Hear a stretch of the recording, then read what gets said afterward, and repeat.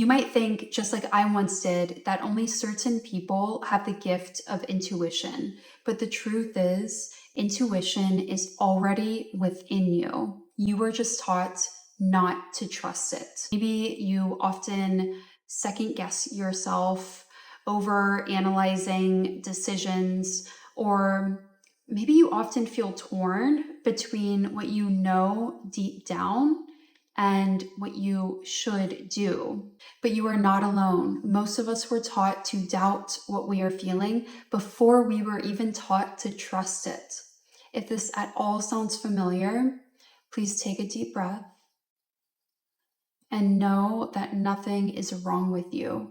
You were just taught to disregard what was actually trying to guide you all along. If this is your first time here, welcome. My name is Julia, and I'm a certified Dharma life coach.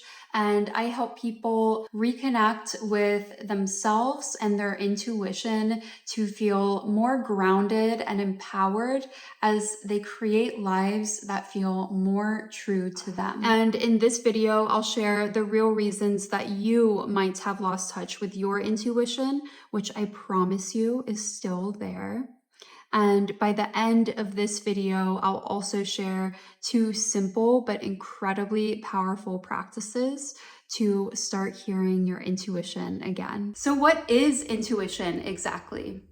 You can think of it as a compressed wisdom or a signal that draws from your lived experiences and your instincts to offer an almost always instant knowing. And if you happen to see life through a spiritual lens, intuition is the main channel that your highest self, source, the universe, communicates through. It essentially guides you back toward what is right for you, signaling what will bring more flow and ease into your life. Also, just reconnecting you with your authentic truth or your unique expression of the universe. I totally get if this might be a little challenging to grasp at first, or you might just be skeptical, which is completely understandable as well. After all, you can't trust what you can't hear, right? So let's get into why this happens. What it largely comes down to is our often unconscious programming. If you have not seen my video on negative self-talk and unconscious beliefs, I will link that at the end for you to explore next. But to sum it up, growing up, we are essentially fed a mix of beliefs and ideologies that belong to other people. And some of those beliefs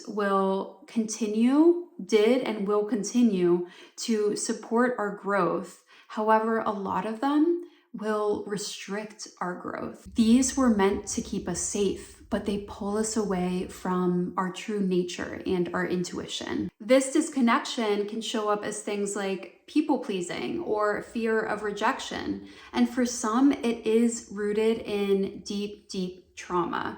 So it's possible you've never clearly felt or heard your intuition if there are so many layers of protection that have built up around it. And if you zoom out, you'll be reminded how modern society reinforces this pattern. It prizes logic over feeling. For example, before college, I felt a teeny but pretty consistent desire to study psychology in undergrad. But I unknowingly took my societal programming a little too seriously and instead went with business, since that career path would offer more financial independence and stability sooner than the psych path. If you think about it, many people hold the belief that following your heart means you're living in la la land. And I am not saying that belief is inherently wrong for people to have, but it is not the truth. There is no universal law or rule book that states that that is the truth and nothing else is true. In fact, there are many examples where people have followed their heart and That's where they've achieved their most success. The two exercises that I have for you today will help start clearing the channel of this extra noise and static from society, cultures, etc. Because remember, your unconscious mind creates your reality based on your beliefs. And once you recognize that, you can change those beliefs to change your reality. Again, see my video on negative self-talk and the unconscious mind to better understand how the unconscious mind works. And definitely let me know if you would like to see more content on the unconscious mind. Now, if you have reached this point and feel something resonating, then you are reaching a new level of awareness, even if not consciously so, that allows and invites more reconnection with yourself. Now, I have two practices for you, which I am ecstatic to share with you. The first practice is to forgive the part of you that ignored your intuition.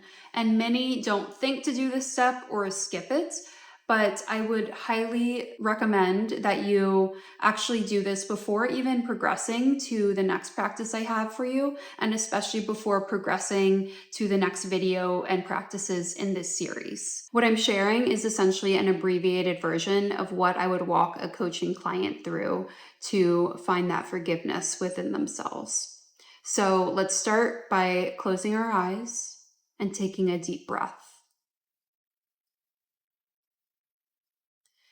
Picture those past versions of you whom ignored your intuition sitting in front of you, or the part of you that stopped trusting your inner voice, which is really your true essence.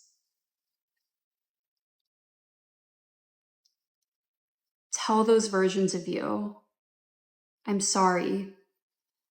I did the best I could at that time, and that's enough. I hope you can see that. Please forgive me.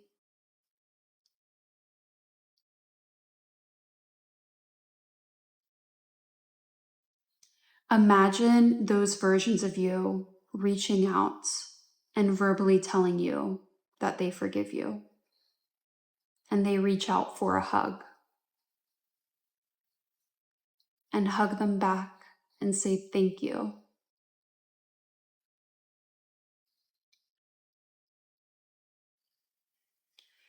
This isn't about blaming anyone. It's about cleansing that emotional static so that your intuition can come through.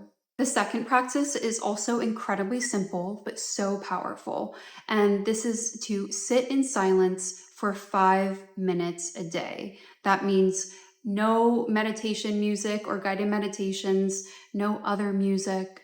Just sit in silence. All you need is yourself and your breath. And you will want to tune into your breath, tune into your body, and gain awareness of what is happening within your body, even within your mind, the thoughts that come by. The goal of this practice is not to clear your mind, but just observe and get comfortable with sitting in that stillness and silence, which may be uncomfortable at first, but your nervous system will just need time to adjust and know that it's safe to sit in silence, sit with the feelings in your body and your mind without any distractions. This practice, just like the other one, is helping retune the channel between your intuition and your body. To sum this up, your intuition never left you. You're just learning to make space for it, to hear it again, and actually trust it. And this video is the first of a 5-part series for anyone who's ever felt disconnected from their intuition, unsure which voice to trust, caught in overthinking, and or just craving a deeper sense of clarity and trust in life. In this series, we are rebuilding that connection so you can hear your intuition more clearly and trust it again as an act of self-love and live in alignment with a life that truly feels like home. I do recommend taking notes for all of these videos so that you can strengthen your foundational knowledge of intuition and actually put it into practice. And if you are curious to learn more about the unconscious mind, watch my negative self talk video where I speak on unconscious beliefs and how to actually change them to change your reality. Thank you so much for being here, and subscribe if you would like to see more on self love, spirituality, and intuition. I can't wait to see you in the next video.